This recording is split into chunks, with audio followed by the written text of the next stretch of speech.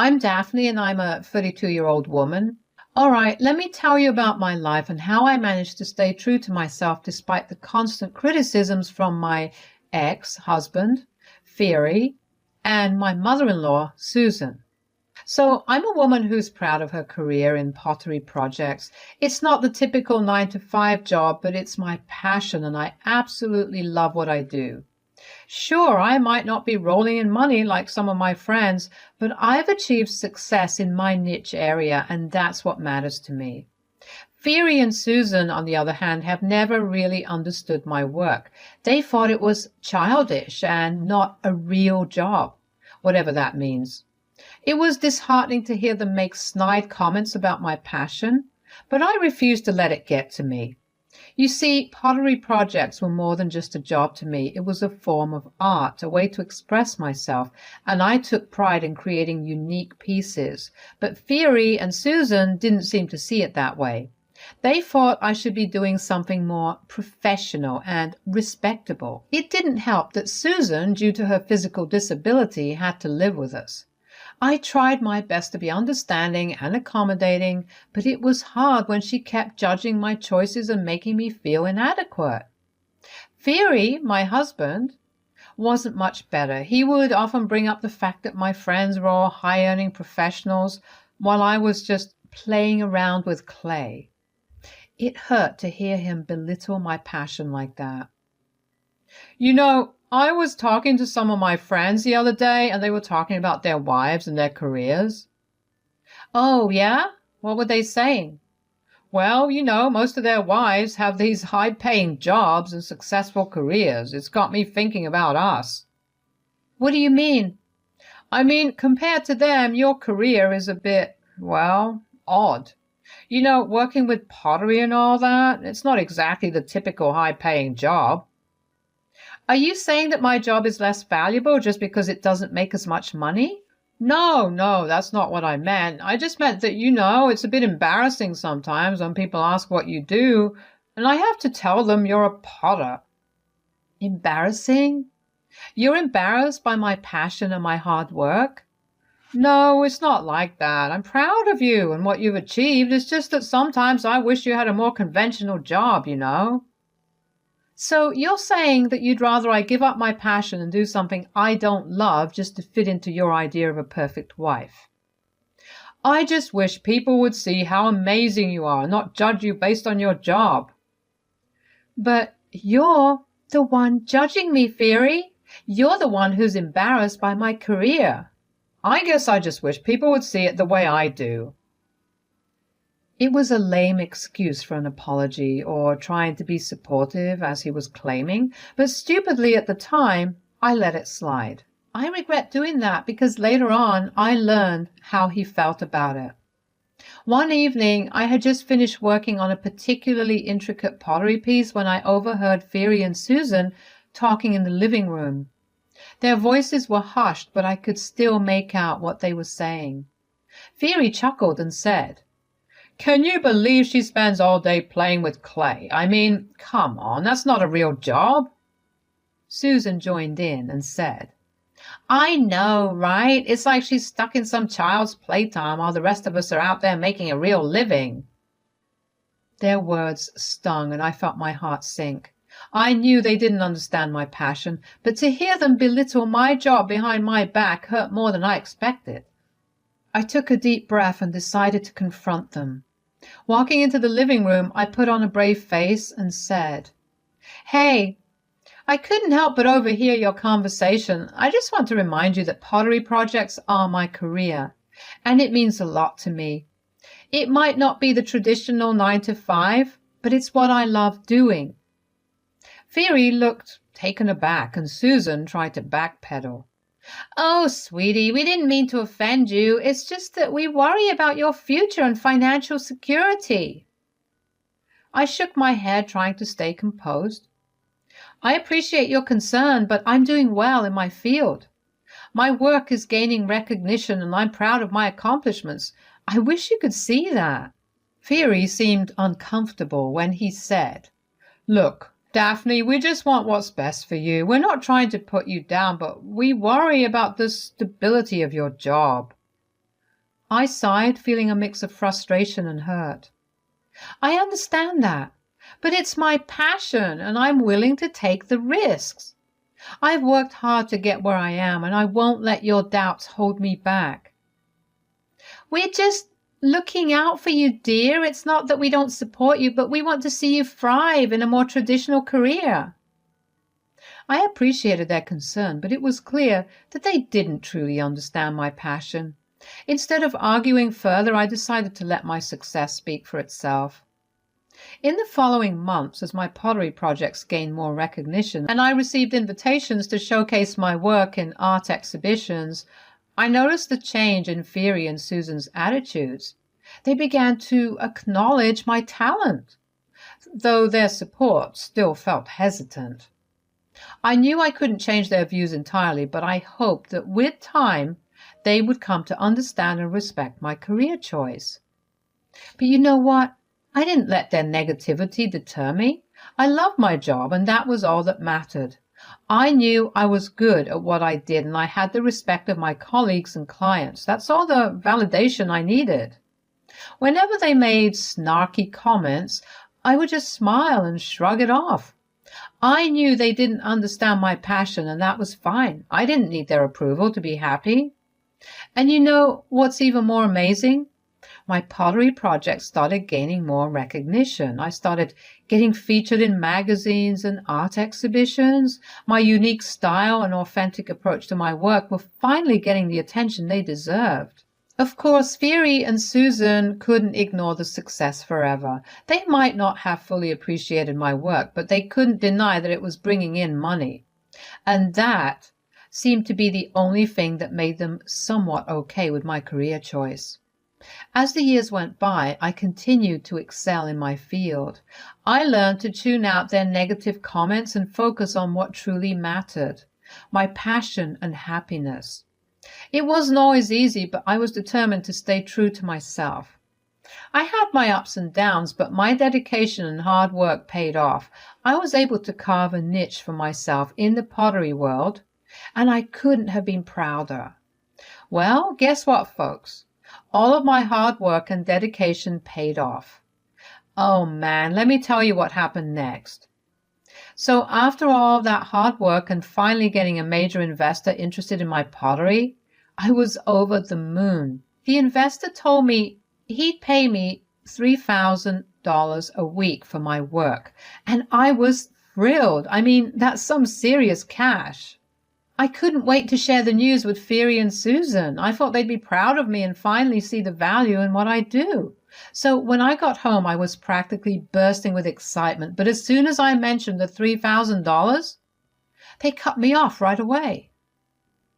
Hey guys, you won't believe what happened today. I got a big break in my pottery career. I was telling you all about it, remember? Oh, right, that investor guy. What happened? Well, he said he'd pay me $3,000. $3,000? That can't be right. No, let me finish. He said he'd pay $3,000. $3,000 as a salary is a joke, Daphne. How ridiculous. No, it's not a joke. Pottery is my passion, and this investor sees the value in my art. It's a real opportunity for me, and besides, it's not what you're thinking. A real opportunity? Come on, Daphne. This is ridiculous. You need to be realistic. You'll never make it big with pottery. These two were getting on my nerves, trying to speak over me and diminish my accomplishments.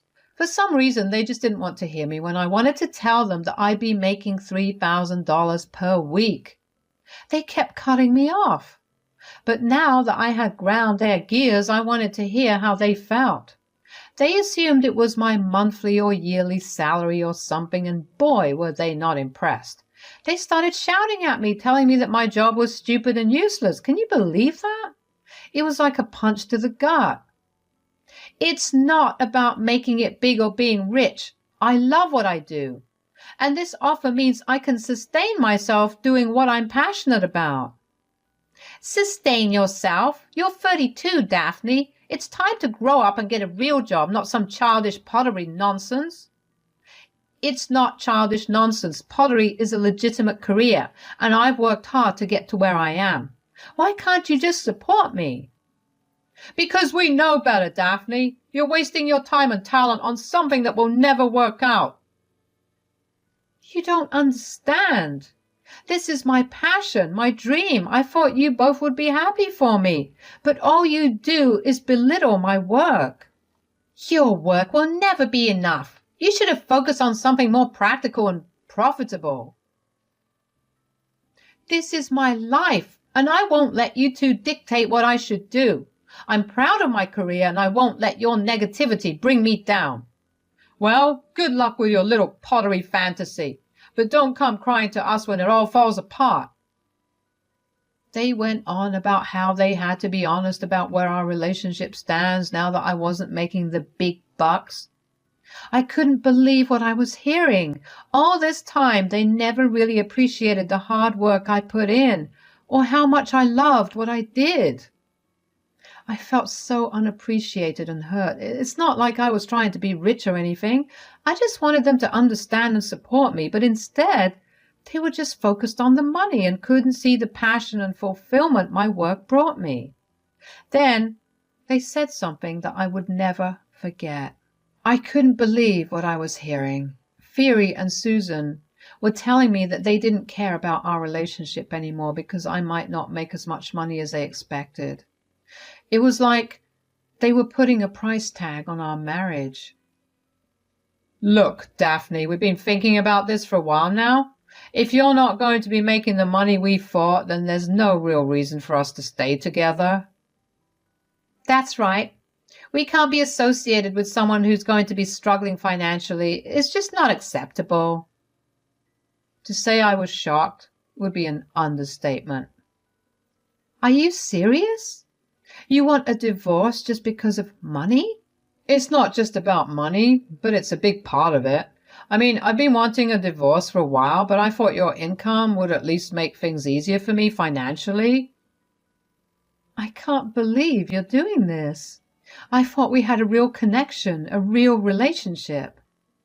Well, relationships change, Daphne, and if you can't provide the lifestyle we want, then there's no point in staying together. So it was all about money for you two? You never really cared about me, just what I could bring to the table? I mean, it's not the only factor, but it's a significant one. I can't believe I married someone who values money more than love and connection. I'm disgusted. Love doesn't pay the bills, Daphne. You'll understand that one day. Well, I'd rather have love and passion for my work than a marriage based on materialism and greed.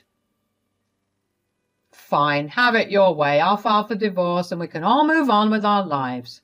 Good riddance, Brokey. As Fiery and Susan left the room, I felt a mix of emotions. I was hurt, angry, heartbroken, but I also felt a sense of relief. I realized that I deserved better than to be with someone who only cared about money and didn't appreciate me for who I truly was.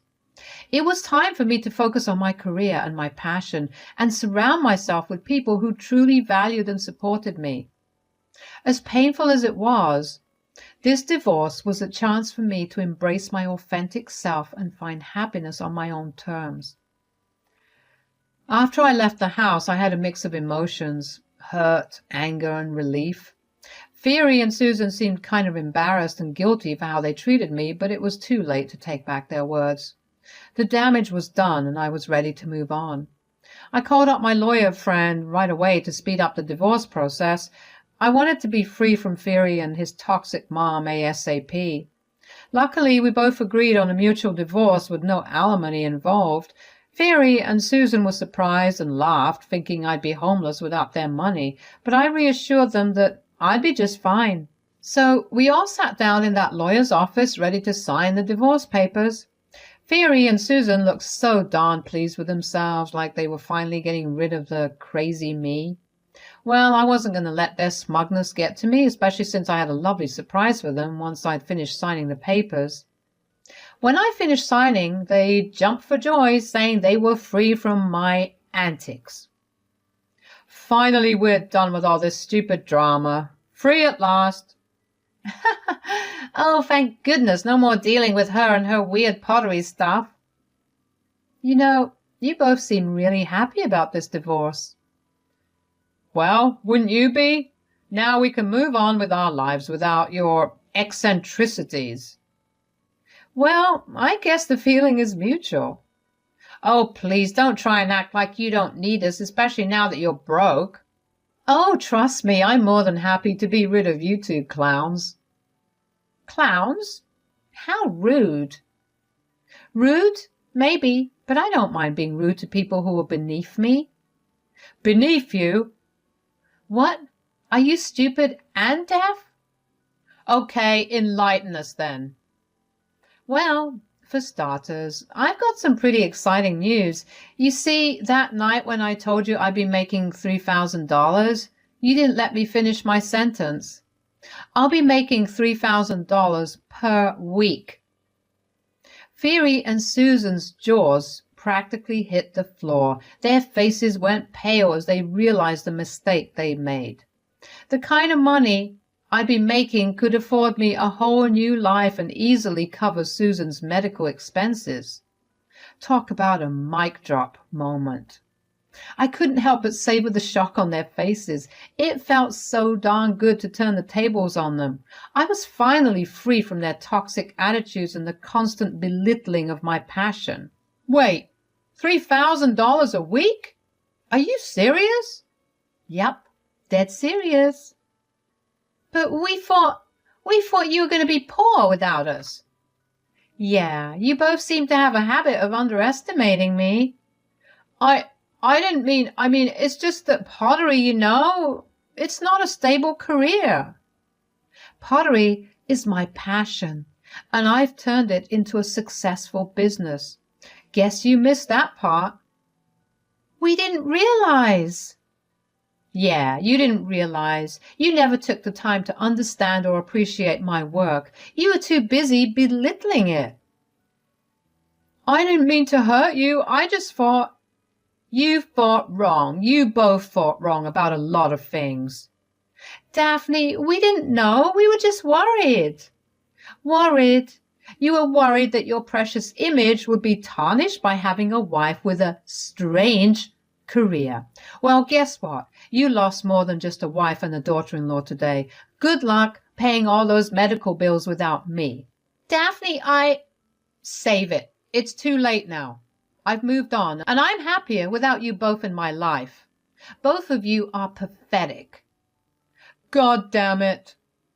Phoebe and Susan exchanged glances, looking regretful for their actions, but I had already made up my mind. Even if I changed it, the divorce papers were already signed. That was the sweet part of this all. Both Phoebe and Susan had to just accept the fact that they threw a good woman away.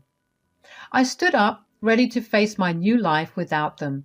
Susan made a sad attempt at crying. I guess she was trying to gain sympathy. It was actually quite hilarious. That's when I couldn't help but laugh right in their faces, fascinated at how cruelty can lead to downright stupidity. As I walked out of that office, I held my head high, feeling a weight lift off my shoulders.